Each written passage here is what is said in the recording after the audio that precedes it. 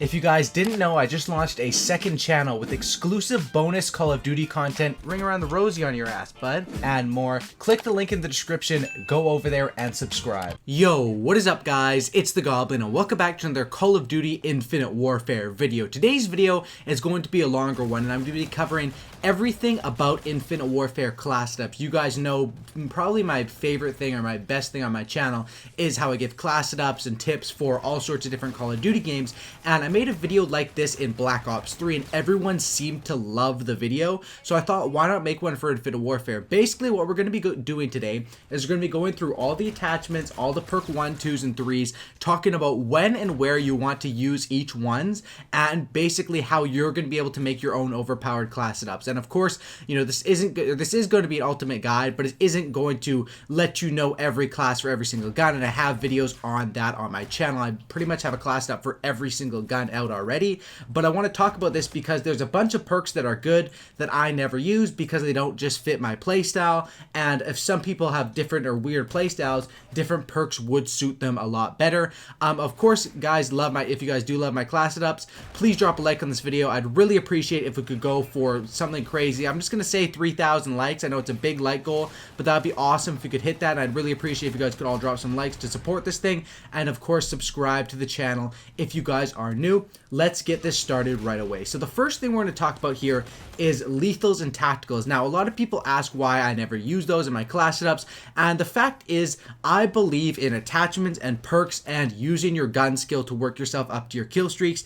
Tacticals and lethals are they're good for getting you maybe 1 or 2 kills, but after that, that's all you're going to get on that life. If you have a grenade, maybe there's, you know, a 10 or 20% chance you get 1 kill with that each life, but that's taking up one of your slots. If you have a grenade, a lethal, and a tactical, that's taking up 2 of your slots, which you could have put into, you know, 2 more perks or 2 more attachments, and that's why I prefer to focus on attachments as well as perks. So let's start by talking about attachments. I'll throw up on the screen right now all the attachments that are available in this game. Now these are the attachments for assault rifles, and pretty much the same attachments are available on, you know, SMGs and on LMGs. And one thing I want to point out is the attachments might have different, or they do have different names for the energy weapons compared to the ballistic weapons, but they basically mean the same thing, you know. Fusion mag is not really, that's the only one that's a bit different. That's not really like extended mags in any way, but other than that, everything is the same attachments. They just have different sort of names. So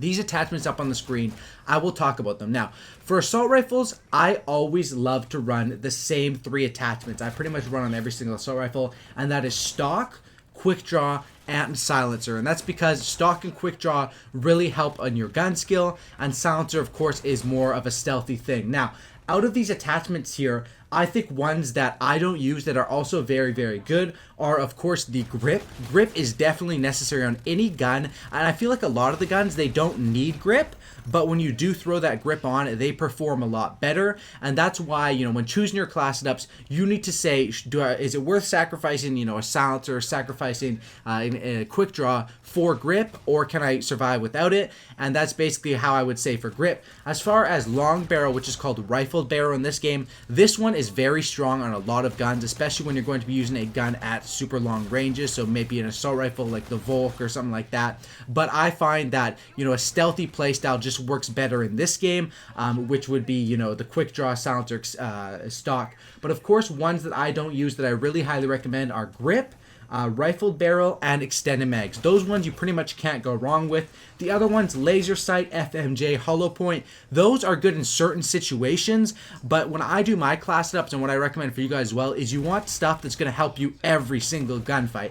Hollow point, you may get, you know, what, 10, 20, maybe even 20% of your kills as headshots, but most of the time, that's not going to be helping you doing anything. It's the same with the laser sight, and same with the FMJ. The laser sight, you might only hit fire 20% of the time. FMJ, how often are you going to be wallbanging people? Maybe 10, 20% of the time, when things like quick draw and grip help you 100% of the time, because in every single gunfight, quick draw, grip, silencer, rifle barrel, these things come into effect, and that's basically why I like choosing those, because they're more useful a higher percentage of the time. Now, that now you guys have attachments. Usually what I like to run for attachments is I recommend you run at least 2 attachments on every single gun, and then a third attachment is, you know, up to you guys. I like to run 3 attachments, but you need 2 every single time. The reason why, you know, 3 attachments is optional is because when you put that third attachment on, it actually takes 2 points out of your pick 10 because you need to get the wild card and then to get the third attachment. So if you're using 2 attachments, that takes up 2 points, but 3 attachments takes up 4 points. And that's why, you know, stick to 2 attachments or 3, depending on personal preference there and how much you need certain other perks. Now, let's talk about these perks. I'll throw the first perks up on the screen right now. There are 6 perks. There's 18 perks in total, 6 in each slot. Now, for the first perk setup, we've got Recon, Blind Eye, Blast Shield, Dexterity, Ghost, Overclock. All of these are very, very good.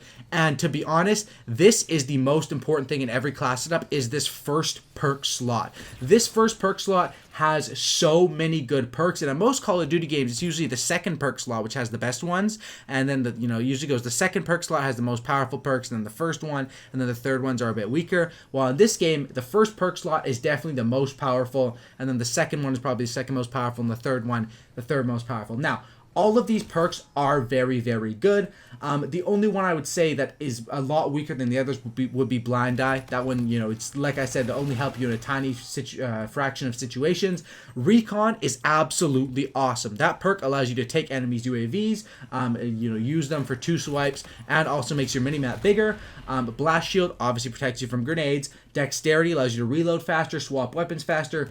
Ghost keeps you stealthy off the minimap, off of people's ping. And Overclock allows you to get your payload or get your specialist a lot faster. Now, a lot of these are really good, and that's why you'll see in most of my class setups, I double up on perk 1. I use that wild card and I get 2 perk 1s because it just is worth it. Now, my favorite combo by far is Dexterity and Ghost. That works well with most assault rifles or most SMGs. On guns that I don't really need to reload as often, I'll go with Ghost and Blast Shield or Ghost and Recon. And then, of course, Overclock is one that is really, really, you know, it's really good and really useful. But because of how good these other perks are, I just don't find a reason to use Overclock because there's not really much room in my class setups when you can only have 2 first perks. I wish I could pick all 6 of them, but you can only have 2, and that's why I stick to those core 4: Recon, Dexterity, Ghost, Blast Shield, and I take 2 of those every single time. You guys can decide which 2, you know, you guys like the best out of those. And if you guys do like Overclock or you do like Blind Eye, you know, more power to you. I just like ones that work in, that work for me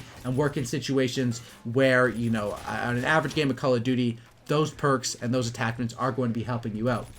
Now, let's talk about the second perk slot. Second perk slot, I'll throw them up on the screen as well. This is going to be a long video, guys, so I'd appreciate if you guys could drop some likes on this. I'm covering pretty much everything you guys need to know about class setups here. You know, of course, there's more stuff. I could talk about class setups for 5 hours straight because there's always different stuff in different situations, but this is just, you know, your ultimate guide to creating your own overpowered classes. Drop some likes, boys. Second perk slot has Tac Resist, Hardline, Momentum, Tracker, Cold-Blooded Scavenger. Now, this one is a pretty strong perk slot as well. Tac Resist, I find that one counters a lot of things, but it counters a lot of things that people don't use that often, so you won't see me running Tac Resist too much. Hardline, probably, it's just a must on pretty much every single class. If you are going for kill streaks, which I recommend you do go for kill streaks because kill streaks get you a lot of kills, improve your KD, help your team out. The kill streaks are a staple in Call of Duty.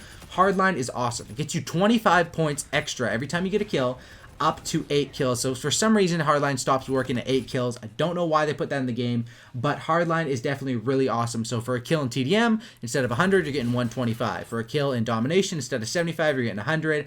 And it's especially useful in stuff like Kill Confirm because you're going to get extra points there as well for the kills. And then, of course, you're going to pick up tags, which you don't get extra for, I don't think, but it just helps you stack up. Momentum is one that helps you run fast, but the thing with Momentum is every time you do a boost jump or you do a wall run or something, it kills the momentum, and that's what, you know, sort of makes that one not too powerful. Tracker is the same as Black Ops 3. You can see people's footsteps, but in these vertical games, a lot of the time, there's no footsteps because people are literally flying, jetpacking around the map. Cold-blooded, of course, is just another thing to counter, and scavenger is what's needed if you're going on streaks. But I find with scavenger, definitely my favorite ones out of this class set or out of the second perk slot are going to be hardline and scavenger by far. You will see me throw in a momentum or throw in a tracker every once in a while, but hardline and scavenger are awesome. Hardline is pretty much the first pick every time here, and then scavenger is, I like running scavenger, but if I run the combat rig, which is merc with the man-at-arms, it lets me start off my game with basically like 200 bullets or like 250 bullets on certain guns, so I don't really need scavenger most of the time there, because you can get what, like 10-15 kills with that, and even if you're going on a bigger streak, you can always pick up someone's weapon.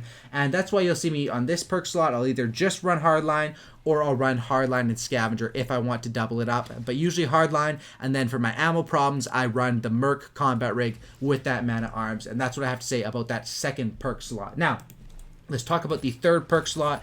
The third perk slot is definitely the weakest in the game, but it does have some really useful ones, and I'll throw it up on the screen right now. You got Gung-Ho, Pinpoint, Hardwired, Marksman, Engineer, Dead Silence. Now, out of this perk slot, these ones are actually pretty useful, to be honest, but how strong the first perks are and the second perks are makes these ones, seem a little bit weaker. Gung-Ho, I recommend that one. Pretty much the only time I'll use Gung-Ho is if I'm rushing, like hip firing with SMGs or hip firing with shotguns. That one is very useful for, sprinting, straight up rushing. Pinpoint, I thought that one was very useful, but that one's personal preference. It basically highlights the enemies as you're shooting at them. I used to run that one a lot when the game came out, but I found that, I don't really need the highlight. It doesn't really help me out that much. If you find that one helps you out a lot, run it every single game. If you find that it doesn't, don't ever run it. Hardwired, this one has a lot of counters, just like tac resist, but these counters are a lot better. Counter UAV, stuff that's really annoying in the game. Hardwired completely counters those, and that's why I love that one.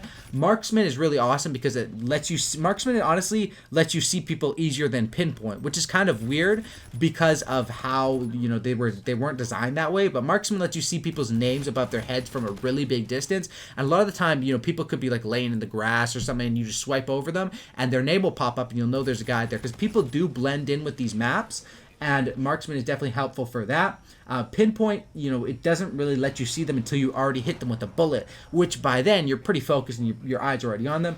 Engineer is also a very good one to counter, but I just find that Hardwired goes above Engineer. And Dead Silence is very, very useful if you guys do have a headset and you're playing game modes like Free-for-All or Team Deathmatch, where there's not that much super high-paced action. You can actually hear people. Dead Silence, if you don't have a headset, I'd say never run Dead Silence except for Search and Destroy. I think you should always run Dead Silence and Search and Destroy, but if you do have a headset, that can be a very helpful one. Usually for me, this third perk slot is pretty easy. It's just Hardwired or Marksman. It's usually Marksman for assault rifles or snipers and Hardwired for SMGs. That's very simple how I go about picking that third perk. And of course, you guys can use any perks you guys want. I'm just talking about how my mindset when I go into designing these classes and trying to get you guys on, a good mindset to make some pretty overpowered classes, which with whatever guns, whatever secondaries, whatever camos you guys want to run. Now let's talk a bit more about actual kill streaks in this game, because I think kill streaks should be talked about. If I can get onto my damn kill streak page here, I got to click through a few things, but I think kill streaks should be talked about in Infinite Warfare, because a lot of people, tend to just pick the same ones and leave them on, or just not really care about kill streaks, to say, oh, all the kill streaks are trash, I'm just running UAV, counter UAV.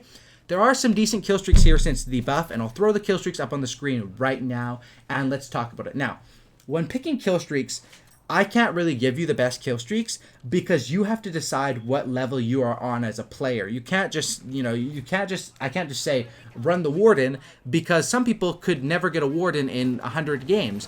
And, of course, I can't say just, run the Scarab, because some people do get a Warden every single game. So you need to pick your level here with these kill streaks. Am I, do I go in kill streaks a lot? What's a good kill streak for you? Is it a 4? Is it a 5? Is it a 10? And pick your kill streaks accordingly. If you're a player that doesn't go on that big of kill streaks, maybe try out the Scarab UAV drone package. Those are good kill streaks, and if you get them consistently, 2 or 3 times a game, you're doing really well. You're going to get some Wardens, you're going to get some advanced UAVs out of that care package. If you're a player that likes going strictly for nukes, you probably want to run UAV, counter UAV, and advanced UAV, so things don't affect you can focus on just getting your gun kills, and those things all help you with getting gun kills.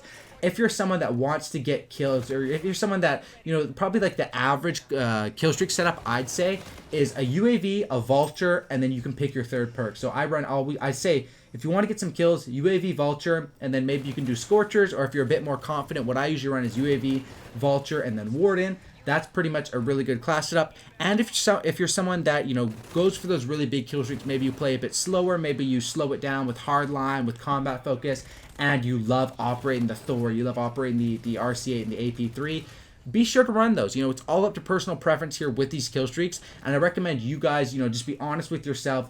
Don't put on kill streaks that you can't get. You want kill streaks that you can get pretty much at least once or twice every single game. That's sort of my rule. You know, that's why I run the warden, because I can get that one pretty much every game. If I was doing really bad, I'd probably lower that to a scorcher or to a, you know, bombardment. So that's the ultimate guide for making overpowered class setups. Hopefully this guide will help you guys out. Of course, I'm going to still be covering class setups throughout. Things can change throughout the whole year, and I'm still going to be doing a ton of tip videos, but I hope this video does help you guys out. If you guys did make it to the end of this video, it's a long video, comment COD in the comment section down below. COD is obviously for Call of Duty COD. Comment that down below if you guys made it to the end of the video. Also, if you guys did make it to the end, hit that sub button and drop a like, guys. I think this video deserves 3,000 likes, and that'd be awesome if you could smash that. Thanks for watching, guys. Subscribe for a cookie and don't lookie, and I'm out. Peace.